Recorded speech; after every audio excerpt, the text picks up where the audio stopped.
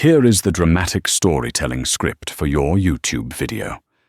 Note on length. Writing 8,000 words in a single response is technically impossible due to output limitations. To ensure the story maintains high quality and suspense without getting cut off, I have broken this down into parts as requested. Below is the opening hook, part 1 and part 2. After you read these, I can continue with, "They called her a leech. They called her a failure." Inside the suffocating walls of the majestic Superior Court of Seattle, Mark and his ruthless lawyer thought they had won before the trial even began. They mocked his ex-wife, Elena, for her worn-out shoes and silence, demanding she pay him despite claiming she had nothing. But Mark made one fatal calculation. He judged a book by its cover. He didn't know that the woman sitting quietly at the defendant's table wasn't just unemployed. She was the silent owner of the very conglomerate he was trying to impress. Watch closely, because when the judge reads the final asset document, the silence in that courtroom becomes deafening. This is the story of the ultimate karmic slap. The mahogany doors of courtroom 4B swung open with a heavy creak, admitting the stagnant air of tension that always seemed to precede a high-stakes divorce hearing. But for Mark Dameron, this wasn't high stakes. This was a victory lap. Mark adjusted his silk tie, a ridiculously expensive piece of Italian fabric he'd bought specifically for this day. He glanced at his reflection in the glass partition. At 34, he was the picture of corporate success, or at least the picture of someone desperate to look the part.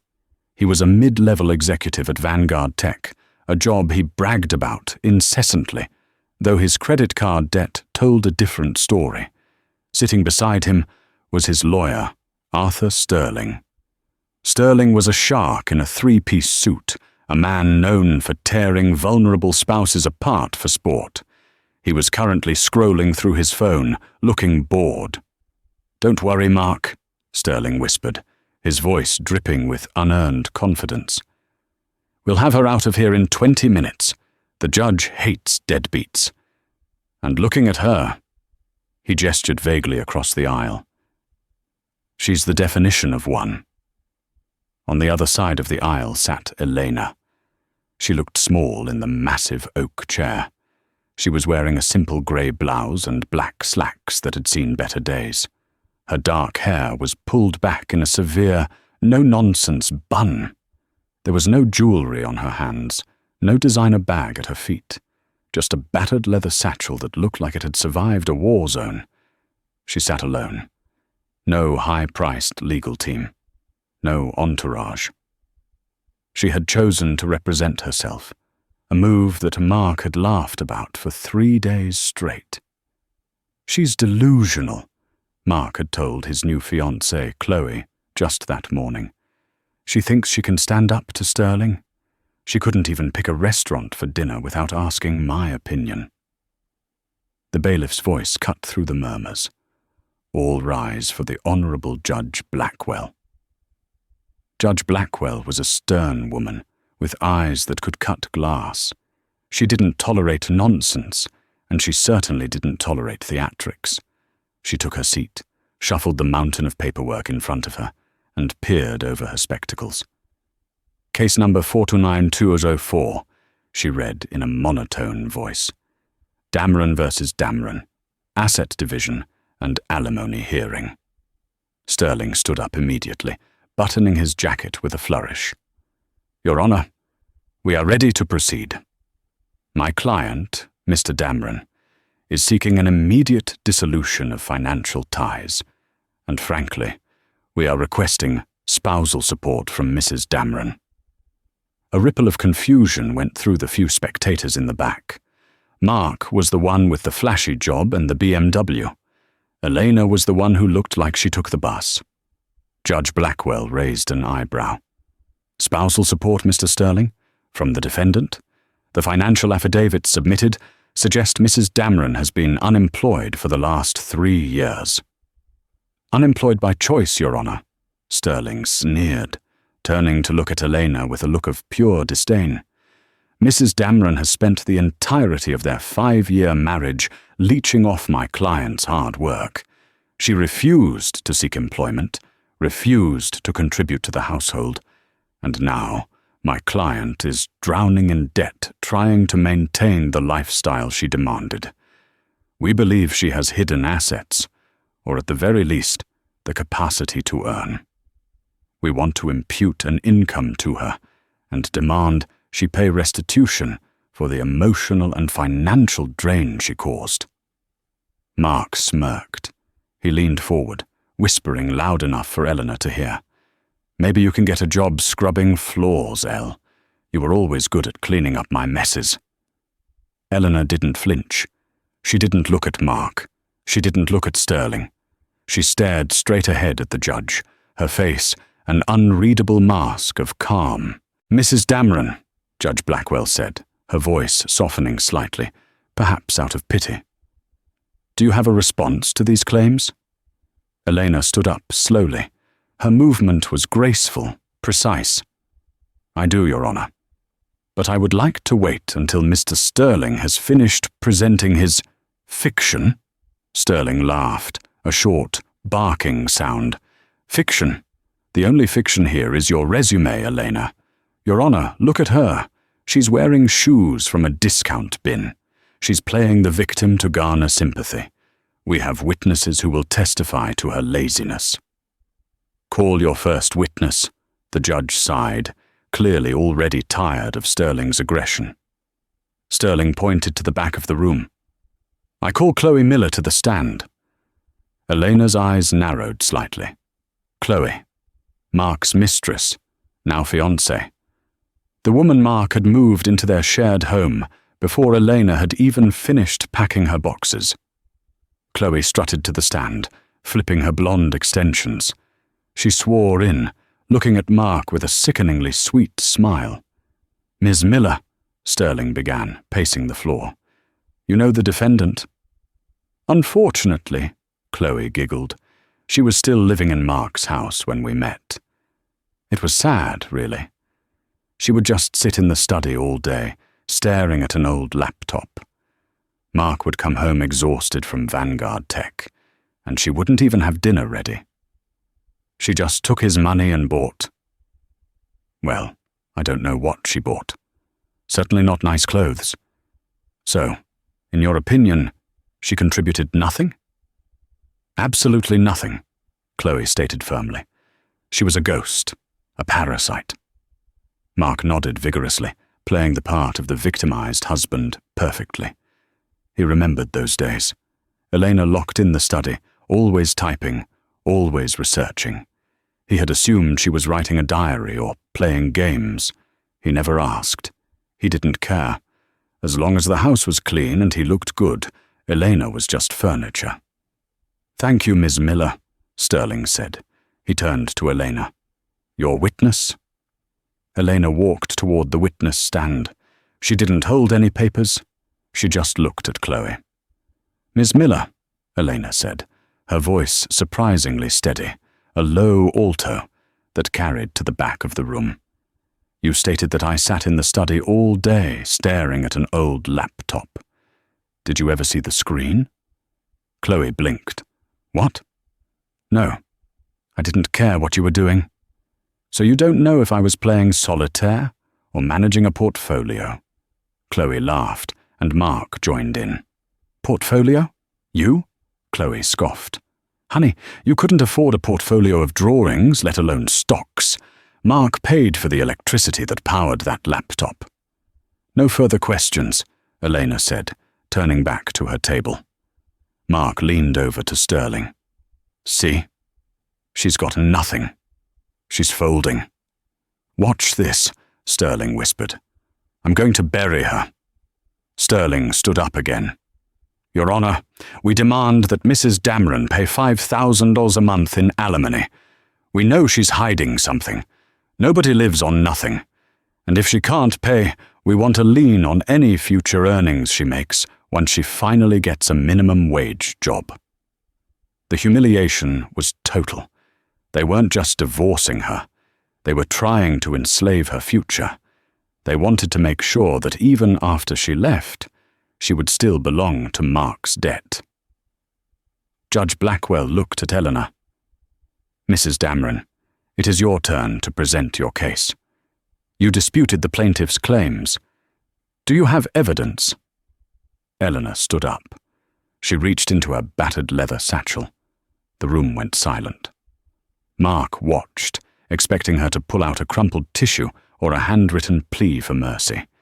Instead, she pulled out a single, thick blue folder with a gold seal on the front. "I do, Your Honor," Elena said. "I have quite a bit of evidence. But first, I'd like to call a witness of my own." Sterling rolled his eyes. "Who? Her cat?" Elena turned to the back of the courtroom. "I call Mr. Harrison Thorne to the stand." The air in the room shifted instantly. Mark froze. The name sounded familiar. Harrison Thorne. Where had he heard that? The doors at the back of the courtroom opened. A man in a charcoal suit walked in. He didn't just walk, he glided. He was older, perhaps in his 60s, with silver hair and an aura of immense, crushing power. He carried a briefcase that likely cost more than Mark's car. Sterling's jaw dropped. He recognized the man. Every lawyer in the state recognized him. Harrison Thorne was the chief legal officer for Apex Global, the largest venture capital firm on the West Coast. A man who didn't step foot in family court. A man who dealt with billion-dollar mergers, not alimony disputes. "Objection," Sterling stammered, standing up too quickly. "Relevance? Mr. Thorne has nothing to do with this case." Judge Blackwell looked intrigued. "Overruled. I want to hear this. Mr. Thorne, please take the stand." As Harrison Thorne walked past the defense table, he did something that made Mark's blood run cold. He stopped, turned to Elena, and bowed his head slightly, a gesture of deep, subservient respect. "Good morning, ma'am," Thorne said to Eleanor. "Good morning, Harrison," Eleanor replied softly. "Thank you for coming on such short notice." Mark felt a bead of sweat trickle down his back. Why was the CLO of Apex Global bowing to his unemployed ex-wife? The silence in the courtroom was heavy, suffocating. Even the court reporter had stopped typing, her hands hovering over the keys, eyes fixed on Harrison Thorne. Thorne took the stand, adjusting his glasses. He looked out of place in the dingy family courtroom, like a lion forced to sit in a kennel. Elena remained at her table, standing tall. "Mr. Thorne, for the record, please state your current occupation." "I am the Chief Legal Officer and Senior Vice President of Operations for Apex Global Holdings," Thorne said, his voice a rich baritone that commanded attention. "And how do you know the plaintiff, Mark Dameron?" Elena asked. Thorne turned his gaze toward Mark. It wasn't a friendly look. It was the look a biologist gives a particularly uninteresting insect. "I do not know him personally. However, I am aware that he is a mid-level account manager at Vanguard Tech." "And Vanguard Tech," Elena continued, "what is its relationship to Apex Global?" "Vanguard Tech is a subsidiary," Thorne stated. "Apex Global acquired Vanguard 3 years ago. We own 85% of their controlling stock." Mark blinked. He knew Vanguard had been bought out, but he never paid attention to the parent company details. He just cashed the checks. "Mr. Thorne," Elena said, her voice sharpening, "who authorized the acquisition of Vanguard Tech?" "The chairman of the board of Apex Global," Thorne replied. "And who," Elena asked, locking eyes with Mark, "is the chairman of the board?" Sterling jumped up. "Objection. This is irrelevant. We are here to discuss Mrs. Dameron's lack of income, not corporate structures." "It is entirely relevant to my income, Your Honor," Elena cut in, her voice icy. "Overruled," Judge Blackwell said, leaning forward. "Answer the question, Mr. Thorne." Thorne took a breath. "The chairman of the board, the majority shareholder and the founder of Apex Global, is the woman standing right there, Mrs. Elena Vance Dameron. Mark felt the world tilt on its axis. A high-pitched ringing started in his ears. "What?" he whispered. Sterling froze, his mouth half open. That's impossible. She's a housewife." "She is a silent partner," Thorne corrected, his tone biting. "Mrs. Dameron founded Apex Global 10 years ago, using a pseudonym to protect her privacy. She built the algorithm that predicts market trends, the very algorithm Vanguard Tech uses today. While you, Mr. Dameron, were working your exhausting 9-to-5, Mrs. Dameron was managing a portfolio worth $4.2 billion from her study." "Billion?"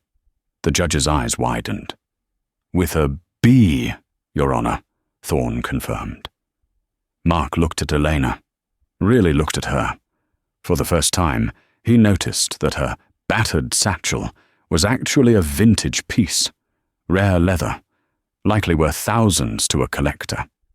He noticed that her silence wasn't submission. It was the patience of a predator watching prey.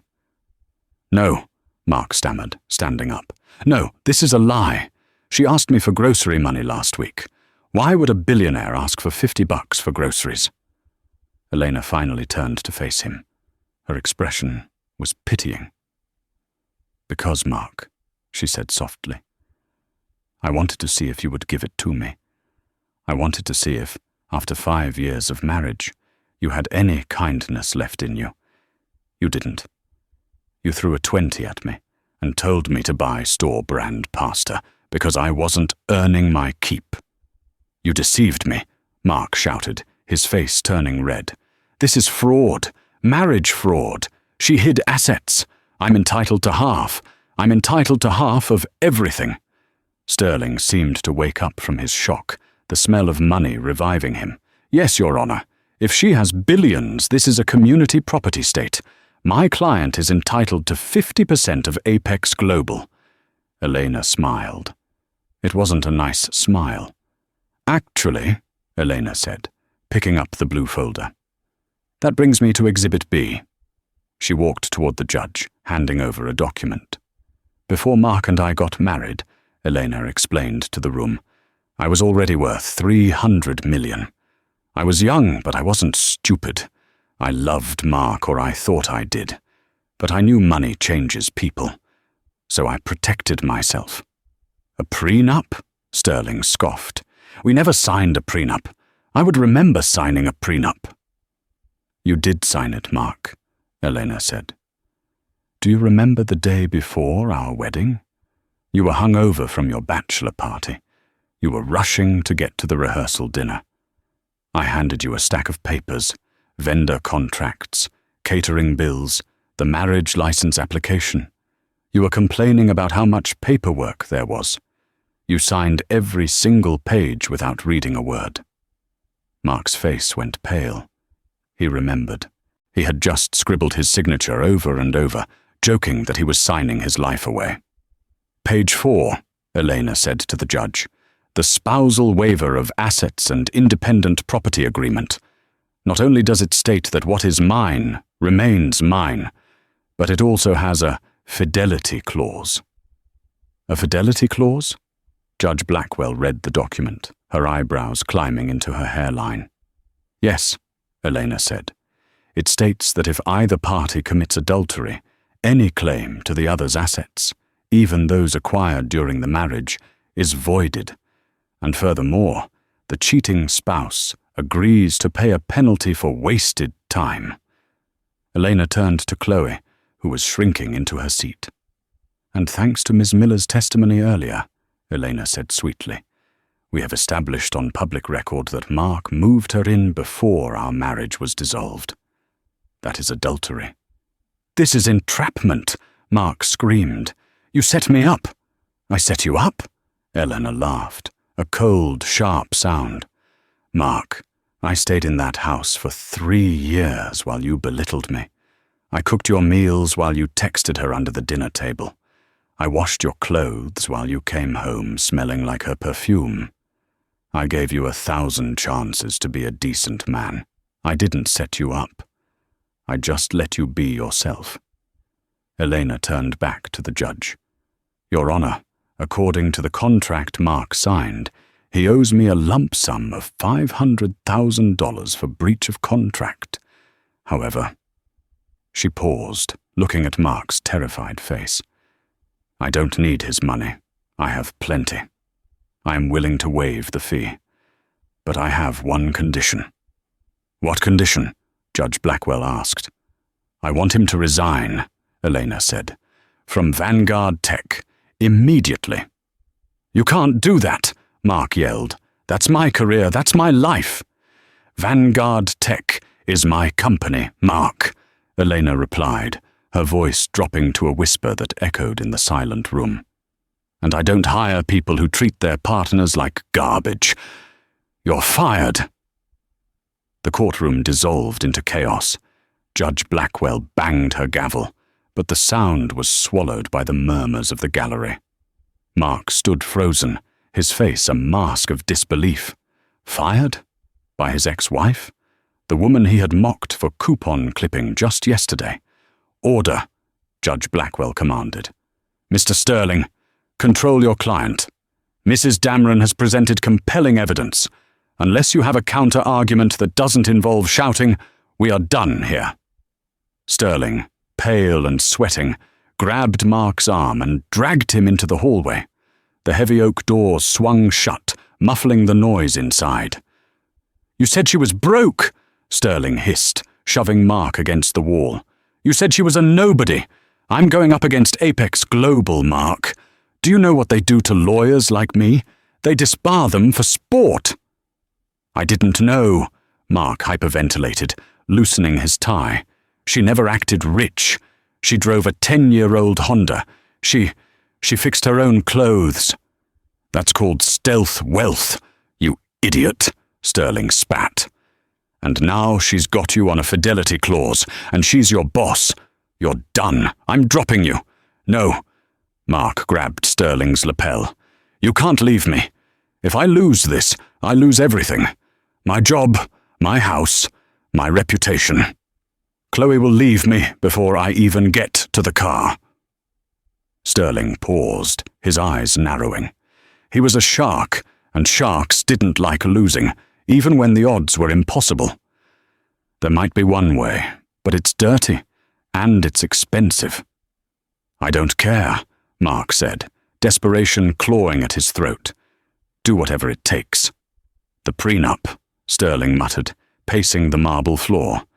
"If we can prove you signed it under duress, or that she committed fraud by using a pseudonym for her business dealings without disclosing it to you, we might void the contract. But we need muscle, legal muscle. Someone who scares Judge Blackwell." Mark's eyes lit up. "My uncle Silas." Sterling stopped. "Silas Dameron, the disgraced appellate judge?" "He still has friends," Mark said. "He knows where all the bodies are buried in this town. He hates Eleanor. He always said she was too smart for her own good. If I call him, he'll come." An hour later, the atmosphere in the courthouse cafeteria was thick with tension. Elena sat at a small corner table, sipping a black coffee. Harrison Thorne stood by her side like a sentinel, checking emails on his tablet. "The board is amused by your performance, Mrs. Vance," Thorne murmured, "though they are concerned about the publicity." "Let them be concerned," Elena said calmly. "I'm cleaning house, Harrison, personal and professional." Suddenly, a shadow fell over the table. Elena didn't look up. "Hello, Silas. I smell the cigars and cheap cologne from here." Silas Dameron was a large man, built like a bulldog, with a face reddened by years of scotch and anger. He leaned heavily on a cane, though rumor had it he used it more as a weapon than a support. Mark and Sterling stood behind him, looking like scared children hiding behind a bully. "You've grown a sharp tongue, Elena," Silas rumbled. He pulled out a chair without asking and sat down. The wood creaked under his weight. "And you've grown bold, showing your face in a courthouse after what happened in '98, Elena countered, finally meeting his gaze. Her eyes were steel. Silas chuckled, a wet, rattling sound. "Old history. I'm here as a family advisor. Mark tells me you're trying to ruin him." "Mark ruined himself," Elena said, taking a sip of coffee. "I'm just processing the paperwork." "Now listen here." Silas leaned in, his voice dropping to a menacing growl. "You think because you stumbled into some money you can play God? That prenup? It's garbage." "Is it?" Elena raised an eyebrow. "It is," Silas insisted. "You signed it as Elena Vance, but on your marriage license, you're Elena Dameron. And on your business documents, your EV holdings. That's identity fraud. You misrepresented yourself to entrap my nephew. If we go back in there and tell Judge Blackwell that the CEO of Apex Global has been operating under false pretenses, she'll annul the prenup faster than you can blink. And then, Mark gets half of the billions." Mark stepped forward, emboldened by his uncle's presence. "That's right, El. You lied to me. You lied to everyone. We'll sue you for fraud. We'll drag your precious company through the mud. The stock prices will tank." Sterling chimed in, finding his courage. "We'll paint you as a corporate predator who preys on innocent husbands. The media will eat it up. The billionaire Black Widow." How does that sound? Elena placed her coffee cup down. The ceramic made a sharp clink on the table. She looked at the three men, the greedy ex-husband, the sleazy lawyer, and the corrupt uncle. "Is that your play?" she asked softly. "Blackmail?" "It's not blackmail," Silas grinned, showing yellowed teeth. "It's leverage. You drop the fidelity clause, you reinstate Mark at Vanguard with a raise, make him VP, and you pay him a $10 million settlement for emotional distress. Do that, and we walk away." Mark smirked. "And I want the house, and the dog." Elena looked at Harrison Thorne. "Harrison, did you get that?" Thorne tapped his lapel. "Recorded clearly, ma'am. Audio and video." Silas's smile faltered. "What?" Elena pointed to the small, inconspicuous pin on Thorne's jacket. It was a camera lens. "You see, Silas," Elena said, leaning forward, her voice suddenly devoid of any warmth. "I didn't become a billionaire by being lucky. I became one by being prepared. You just attempted to extort a corporate officer in a federal building. That's a felony." "You're bluffing," Silas spat, though sweat was starting to bead on his forehead. "You can't record me without consent." "Actually," Elena corrected, "this is a public cafeteria. No expectation of privacy. And Washington is a one-party consent state for video in public areas regarding security. But that's not the only thing I have." She reached into her satchel again. This time she didn't pull out a folder. She pulled out a tablet. Elena tapped the screen and slid the tablet across the table toward Silas. "You mentioned '98, Elena said, her voice dropping to a dangerous whisper. "The year you were forced to retire from the bench. Everyone thought it was just a health issue. But we both know the truth, don't we?" Silas stared at the screen. His face went from red to a ghostly white. On the screen was a scanned document, an old bank transfer record from an offshore account in the Cayman Islands. It was dated May 1998. The beneficiary, Silas Dameron. The sender, the Moretti crime family. "I have the rest of the file, Silas," Elena said pleasantly. "The bribes you took to dismiss charges against trafficking rings, the evidence you lost in the archive room. I bought the bank that held these records 2 years ago. I own your secrets." Mark looked at his uncle. "Uncle Silas, what is she talking about?" Silas didn't answer. He was trembling. His cane rattled against the floor.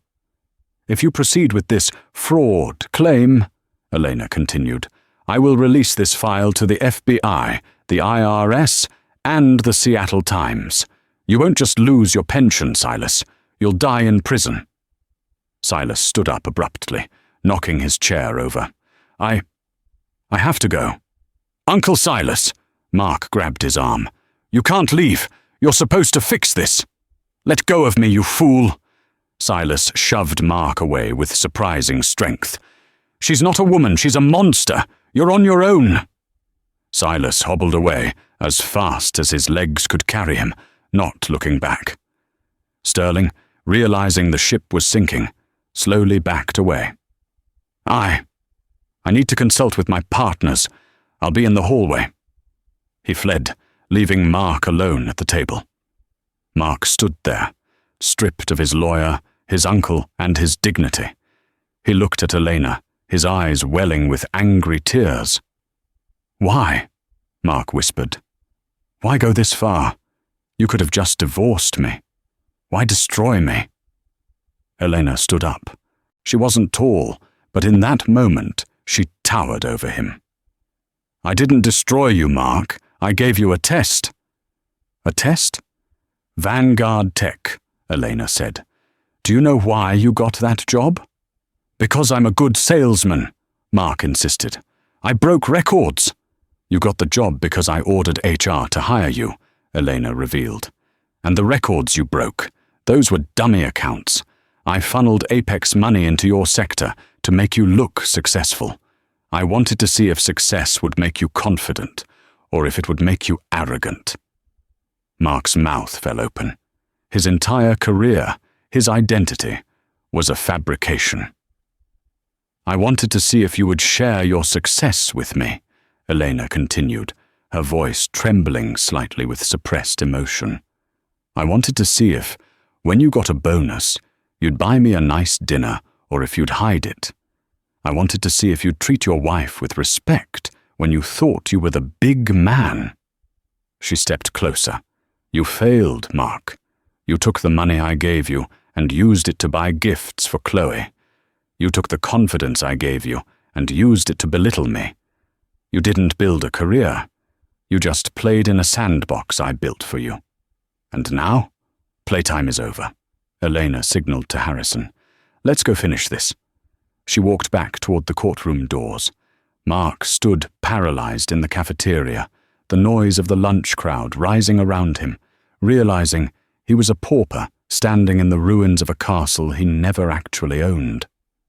Back in the courtroom, the mood had shifted from curiosity to reverence. When Eleanor walked in, the bailiff actually held the gate open for her. Judge Blackwell looked down at the empty defense table where Sterling should have been. Mr. Dameron, the judge said, as Mark stumbled back in, alone. Where is your counsel? He had a conflict of interest, Mark mumbled, sinking into his chair. I see, Blackwell said. She looked at Eleanor. Mrs. Dameron, does the defense rest? Not yet, Your Honor, Eleanor said. I have one final witness, and this one isn't here to prove my wealth. She's here to prove his character. Mark looked up, terrified. Who else could there be? I call Mrs. Teresa Dameron to the stand, Elena announced. Mark's head snapped back. Mum! The doors opened, and an elderly woman in a wheelchair was wheeled in by a nurse. It was Mark's mother. She looked frail, but her eyes were sharp. Mark hadn't visited her in the nursing home in 2 years, claiming he was too busy with work. Mum? Mark stood up. What are you doing here? Teresa Dameron ignored her son. She looked at Elena with tears in her eyes. Hello, darling. Hello, Teresa, Elena said gently. She turned to the judge. Your Honor, Mark claims he is in debt because he was supporting me. I would like his mother to testify as to where Mark's money actually went. Teresa took the oath, her voice shaking. Mrs. Dameron, Elena asked, who pays for your care facility? The Shady Oaks retirement home? You do, Elena, Teresa said, weeping. You've paid every bill for the last 3 years, even the extra physical therapy." A gasp went through the courtroom. "And Mark?" Elena asked. "Has he contributed?" "No," Teresa whispered. He borrowed money from me 2 years ago. He said he needed it for an investment. He took my savings, $40,000. He never paid it back." Mark slumped forward, putting his head in his hands. It was the final nail in the coffin. He wasn't just a cheater and a liar. He was a thief who stole from his own mother. Judge Blackwell looked at Mark with pure disgust. She didn't even look at her notes. She just stared at him. "I have heard enough," the judge said, slamming the file shut. "Stand up, Mr. Dameron." Mark stood, his legs wobbling. "It is the judgment of this court," Blackwell began, her voice ringing out like a bell, "that the prenuptial agreement is valid and binding. Mrs. Dameron owes you nothing. Furthermore," she leaned over the bench, "finding that you have committed perjury regarding your finances, and seeing evidence of financial abuse toward a vulnerable elder, I am forwarding the transcript of this trial to the district attorney's office. You aren't just leaving here divorced, Mr. Dameron. You are leaving here under criminal investigation." The gavel came down with a sound like a gunshot. Bang! "Court is adjourned." Elena walked over to Teresa, hugging her gently. She didn't even look at Mark. Mark stood alone as the bailiff moved toward him, handcuffs jingling on his belt. The realization hit him. He had walked in here expecting a paycheck. He was walking out in cuffs. But the story wasn't quite over. As Eleanor walked out of the courthouse, the paparazzi were waiting. The courthouse steps, usually a place of quiet exits, had transformed into a frenzy of flashing lights and shouting voices. Word had spread. The leak hadn't come from Eleanor's camp, but from the courtroom stenographer who had texted her sister. "You won't believe this. The broke wife is the owner of Vanguard Tech." By the time Mark was led out the side exit by 2 officers, the press was waiting. "Mr. Dameron, is it true you stole from your mother?" "Mark, how does it feel to fire yourself? Is it true you didn't know your wife was a billionaire?" Mark shielded his face with his handcuffed hands, the metal biting into his wrists. The shame was physical, a burning heat that radiated from his chest. He scanned the crowd, looking for one person. Chloe. She was supposed to be waiting in the parking lot. She had the keys to the BMW. She was his ride home. He spotted her. She was standing by the silver BMW 5 Series, her phone pressed to her ear. But she wasn't looking at him with concern. She was looking at him with disgust. "Chloe!" Mark shouted over the din of reporters. "Chloe, call a lawyer. Get the car." Chloe looked up. She saw the cameras. She saw the handcuffs. She saw the ruin of a man who was no longer a rising executive, but a national punchline. She didn't walk toward him. She opened the car door. "Chloe!" Mark yelled, panic setting in. Chloe rolled down the window as she started the engine. She shouted, loud enough for the nearest reporters to hear, "I'm not dating a criminal, Mark.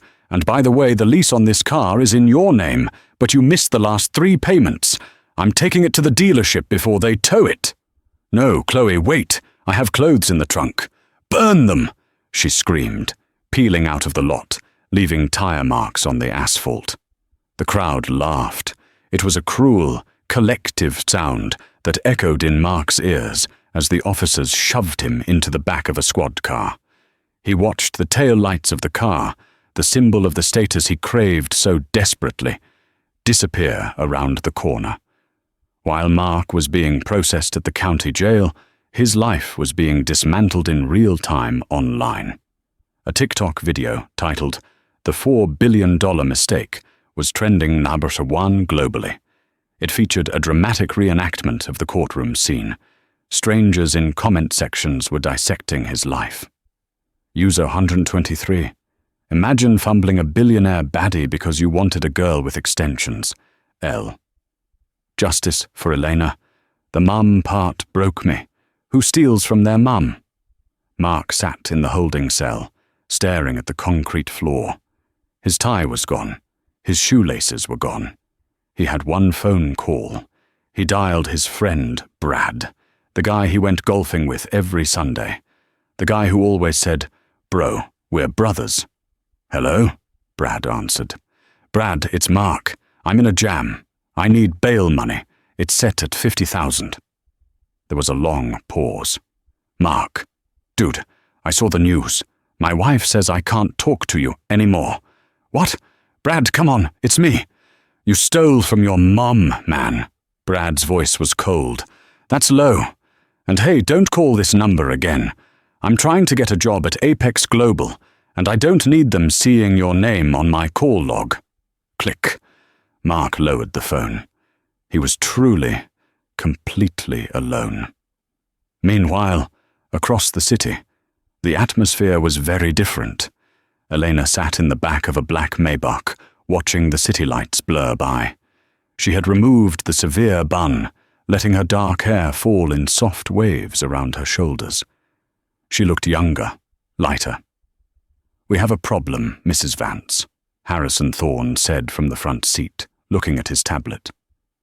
"What is it?" "The board. They want you to make a statement. The stock is volatile. People are confused. They want to know if the leadership is stable." Elena sighed. "Set up a press conference for tomorrow morning, at the headquarters. I'm done hiding in the shadows, Harrison. It's time I took my chair." "And Mark?" Harrison asked. "Sterling is trying to cut a deal for him. Avoid jail time in exchange for community service and repayment." Elena looked out the window. "Let the DA handle him. I don't care anymore. He's just a bad memory." But as the car turned toward her penthouse, a property Mark didn't even know existed, Elena felt a strange emptiness. She had won. She had crushed her enemies. But the victory felt hollow. She had spent 5 years pretending to be small to test a man's love, and the result was that she was alone. "Harrison," she said softly. "Yes, Mom." "Find me the best architect in the city. I want to build something, a shelter, for women starting over. Consider it done." The charity gala for the Vance Foundation was the event of the season. The ballroom of the Seattle Grand Hotel was draped in gold and velvet. The air smelled of expensive champagne and orchids. Elena stood on the balcony, looking down at the sea of elites. She wore a midnight blue gown that shimmered like the night sky. She was no longer the plain wife. She was Elena Vance, the titan of tech, the woman who had turned a scandal into a movement. "Heavy is the head that wears the crown," a voice said beside her. Elena turned. Standing there was a man she didn't recognize, which was rare. He was tall, with kind eyes, and a rugged jawline that suggested he spent more time outdoors than in boardrooms. He held 2 flutes of champagne. "I'm Liam," he said, offering her a glass. "Liam Cross." Elena took the glass. "The Liam Cross? Cross-border medical?" He smiled. "Guilty. I read about your new shelter, the Second Chance Initiative. It's impressive work. Most people in your position just write a check. You actually designed the blueprints." "I like to be hands-on," Elena said. "It keeps me grounded." "I heard," Liam said, his gaze intensifying. "I also heard you have a strict no-liars policy." Elena laughed, a genuine sound she hadn't made in years. "It's the only rule I have." "Good," Liam clinked his glass against hers. "Then I'll be honest. I didn't come to this gala for the champagne. I came because I wanted to meet the woman who took down a corrupt judge and a bad husband in the same afternoon without raising her voice. That's rare." For the first time in a long time, Elena didn't feel like a target. She felt seen. "Care to dance, Mr. Cross?" she asked. "I have 2 left feet," Liam admitted. "But for you, I'll risk stepping on a toe." As they moved to the dance floor, the cameras flashed. But this time, the headlines wouldn't be about a victim. They would be about a power couple in the making. 5 miles away, the rain was pouring down on a grimy street in the industrial district. Mark Dameron pulled the hood of his jacket up against the downpour. He adjusted the heavy bag of food delivery orders on his back. The bicycle seat was wet and uncomfortable. He had pleaded guilty. He avoided prison by the skin of his teeth, thanks to a public defender who took pity on him. But the sentence was brutal. 500 hours of community service, full restitution to his mother, which meant selling everything he owned, and a felony record for fraud that made him untouchable to any corporate employer. He was working for a food delivery app now. Zip Eats. His phone buzzed. A new order. Customer. Penthouse B, the Sterling Tower. Mark's stomach dropped. That was his old lawyer's building. The irony was suffocating. He pedaled through the rain, his legs burning. He arrived at the tower, dripping wet, shivering. The doorman looked at him with disdain. "Delivery entrance around back." Mark trudged to the back, took the service elevator up. He walked down the plush hallway, the smell of expensive leather reminding him of the life he used to have. He knocked on the door. It opened. It wasn't the lawyer, it was Chloe. She was wearing a silk robe, holding a glass of wine. She looked at him. He looked at her. Mark stood there, water dripping from his nose onto the doormat. "Here's your pad thai." Chloe stared. Her eyes widened in recognition. Then, slowly, a cruel smile spread across her face. "Mark?"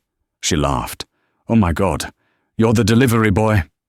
"Just take the food, Chloe," Mark whispered, his voice cracking. "Babe! Come look at this!" Chloe yelled into the apartment. A man walked up behind her. It was Arthur Sterling, the lawyer who had abandoned him. "Well, well," Sterling smirked, tightening his robe. "If it isn't the client of the century, keep the change, Mark. You look like you need it." Sterling tossed a crumpled $5 bill at Mark. It hit his chest and fell to the wet floor. Chloe laughed again as Sterling slammed the door in his face. Mark stood alone in the hallway. He looked down at the $5 bill. He remembered the day he threw a 20 at Elena for groceries. He remembered mocking her shoes. He remembered telling her she was useless. Slowly, painfully, he bent down and picked up the bill. He needed it. He needed it to buy a sandwich for dinner. He walked back to the service elevator, the weight of his karma crushing him. As the doors closed, he saw a TV screen in the lobby. It was the news. Billionaire Elena Vance spotted with philanthropist Liam Cross at the charity gala. Sources say it's a match made in heaven. On the screen, Elena was glowing. She looked happy. She looked free. Mark leaned his head against the cold metal wall of the elevator and closed his eyes. He had held a diamond in his hands, and he had thrown it away because he thought it was just glass. The elevator dinged. Ground floor. Mark stepped out into the rain, got back on his bike, and pedaled into the darkness. The Seattle skyline had changed. New towers of glass and steel pierced the clouds, reflecting the grey waters of the Puget Sound. The tallest among them was the Vance Cross Tower, a beacon of modern architecture and the new headquarters for the merged empire of Apex Global and Cross Border Medical. On the street level, the air was cold and damp. Mark Dameron pulled the collar of his worn-out utility jacket tighter around his neck. He wasn't delivering food anymore. His knees had given out from the biking. Now he worked for the city, sweeping trash from the gutters of the downtown district. It was a union job, steady, but it was invisible work. People walked past him without seeing him, their eyes glued to their phones or the horizon. He was invisible. just like he had once wished Eleanor to be. Mark paused to lean on his broom, catching his breath. He looked up. A massive crowd had gathered outside the new tower. Barricades were set up, and a red carpet was rolled out onto the wet pavement. "What's going on?" Mark asked a passing pedestrian. The woman didn't stop, just gestured vaguely. "Grand opening of the new children's hospital wing. The CEO is cutting the ribbon." Mark's heart gave a painful thud. He knew who the CEO was. He couldn't help himself. Like a moth drawn to a flame that had already burned him, he moved toward the crowd. He pushed his way to the front of the barricade, ignoring the dirty looks from people in expensive coats who brushed against his work uniform. "Here she comes!" someone shouted. A line of black SUVs pulled up. Security guards with earpieces swarmed the sidewalk. The door of the lead vehicle opened, and Liam Cross stepped out, looking distinguished in a charcoal suit. He turned and offered his hand to the woman inside. Elena stepped out. Mark felt the breath leave his lungs. She was radiant. She was 40 now, but she looked better than she ever had at 25. She wore a cream-colored coat and held a toddler, a little girl with curly hair, on her hip. She was laughing at something Liam said, her face glowing with a peace Mark had never seen. The cameras flashed in a blinding strobe. Reporters shouted questions. "Mrs. Cross, is it true this wing is dedicated to single mothers? Elena, over here!" Mark gripped the metal barricade until his knuckles turned white. He was 10 feet away. Just 10 feet. The woman who used to fold his laundry. The woman who used to beg him to watch a movie with her. A sudden, desperate impulse seized him. He didn't want money. He didn't want a job. He just wanted her to see him. He wanted to know that he still existed in her world, even as a villain. Being hated was better than being forgotten. "Elena!"